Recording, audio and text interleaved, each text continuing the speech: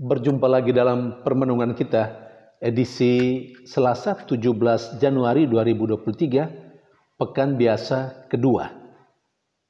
Hari ini peringatan Santo Antonius Abbas. Bacaan-bacaan liturgi hari ini, bacaan yang pertama dari surat kepada orang Ibrani, bab 6 ayat 10-20, dan bacaan Injil dari Injil Markus, bab 2 ayat 23-28. Yesus sangat tahu misinya datang ke dunia. Dia tahu apa tujuan dia diutus oleh Bapanya. Dia diutus untuk menyelamatkan manusia dari belenggu dosa dan semua belenggu yang menghambat manusia memperoleh keselamatan. Karena pemahamannya atas misinya ini, maka dalam seluruh hidupnya, termasuk dalam apa yang digambarkan melalui bacaan Injil hari ini, Yesus tidak mau bahwa manusia, termasuk mereka murid-muridnya yang mengikuti dia, tidak memperoleh keselamatan, atau konkretnya merasa kelaparan atau mengalami kelaparan.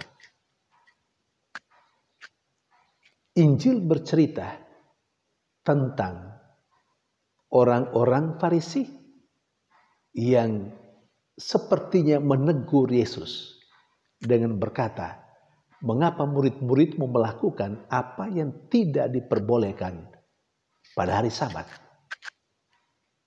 Murid-murid Yesus memang sedang memetik bulir gandum untuk dimakan. Karena memang Yesus sedang dalam perjalanan melewati ladang gandum. Dan mereka rupanya lapar. Karena itu mereka memetik bulir gandum dan memakannya.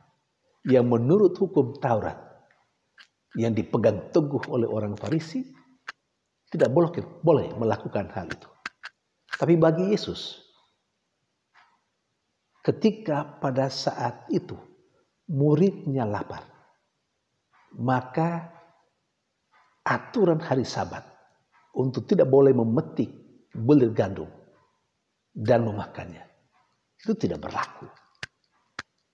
Karena bagi Yesus, sekali lagi, sesuai dengan misinya, yakni menyelamatkan manusia. Bentuk yang paling konkret menurut bacaan Injil hari ini, keselamatan manusia itu adalah bebas dari rasa lapar. Karena itu Yesus mengingatkan kembali orang Farisi untuk melihat apa yang telah dilakukan oleh Daud.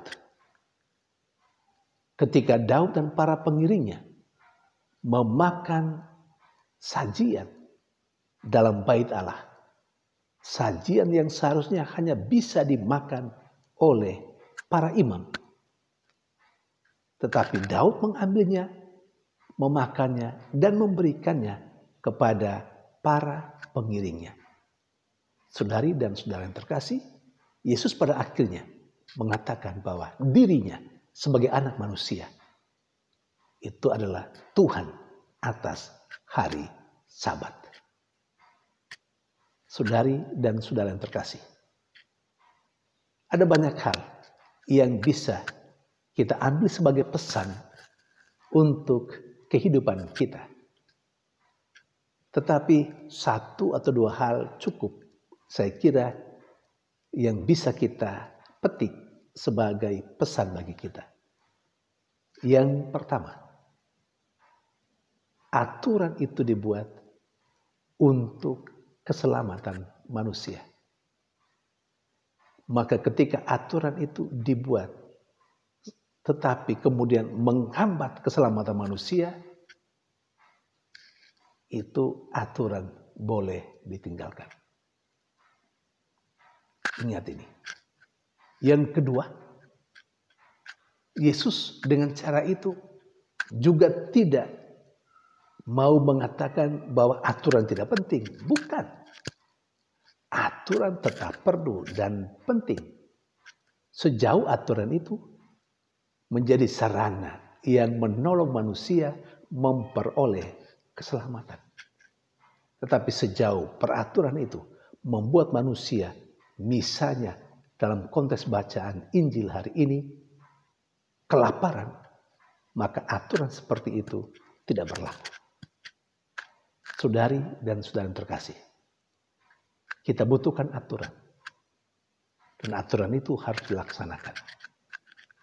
Tapi ketika aturan itu membelenggu, memperbudak manusia, atau menghalangi manusia untuk memperoleh keselamatan, aturan bisa diabaikan.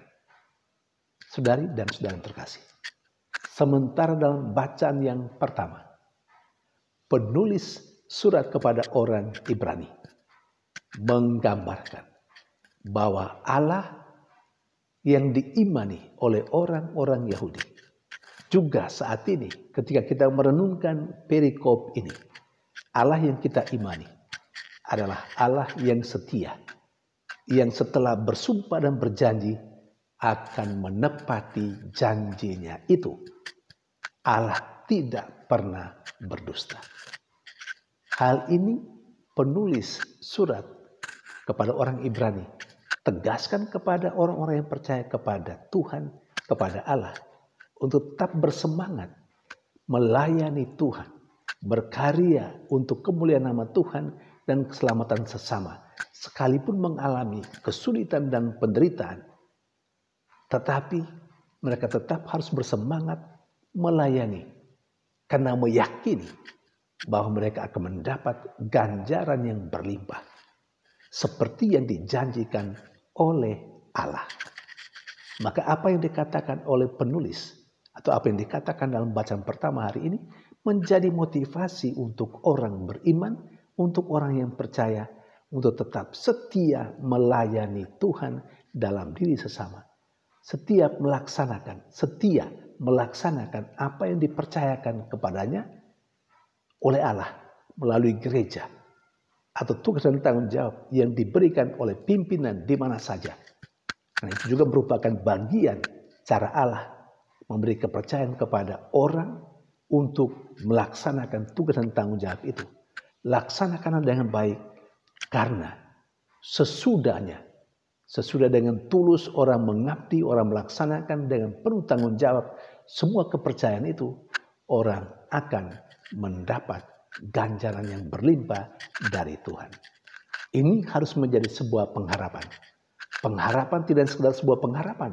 Pengharapan karena memang Allah tidak pernah berdusta untuk janji dan sumpahnya. Saudari dan saudara yang terkasih, kalau Allah sudah bersumpah dan sudah berjanji dan selalu menepati janji, kita terkadang juga masih meragukan itu. Tetapi sekali lagi bacaan pertama hari ini menjadi inspirasi bagi kita untuk menegaskan lagi kepada kita, untuk yakin dan percaya, supaya kita memiliki pengharapan akan Tuhan yang tidak pernah berubah, Tuhan yang selalu setia dalam sumpah dan janjinya untuk saya dan Anda, untuk kita semua yang berkarya bagi Dia melalui sesama kita. Mari terus bersemangat mengabdikan diri kita melalui pekerjaan-pekerjaan yang dipercayakan kepada kita, baik oleh gereja maupun oleh sipil.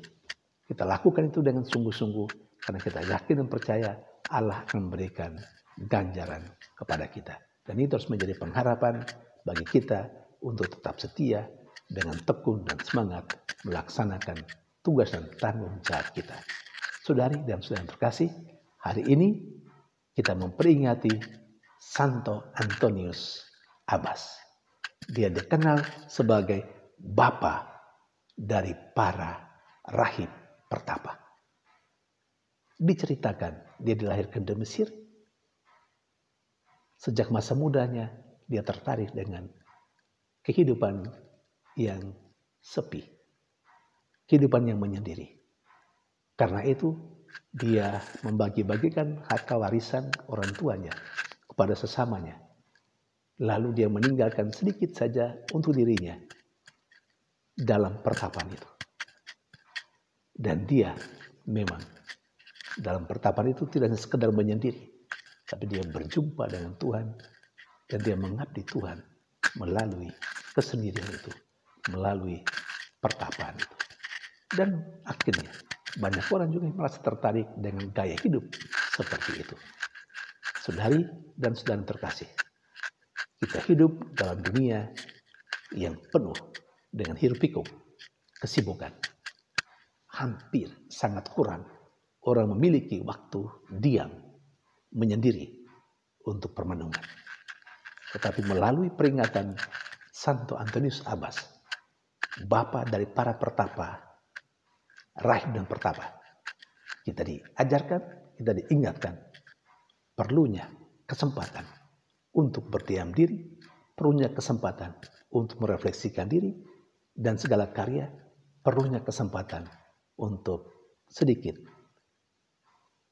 keluar dari keseharian kita yang penuh dengan kesibukan. Di sana kita berjumpa dengan Tuhan dalam kesunyian itu untuk mendapat kekuatan dan inspirasi bagi hidup kita. Karena itu, hargailah kesunyian, hargailah kesendirian, hargailah waktu permenungan. Tuhan memberkati.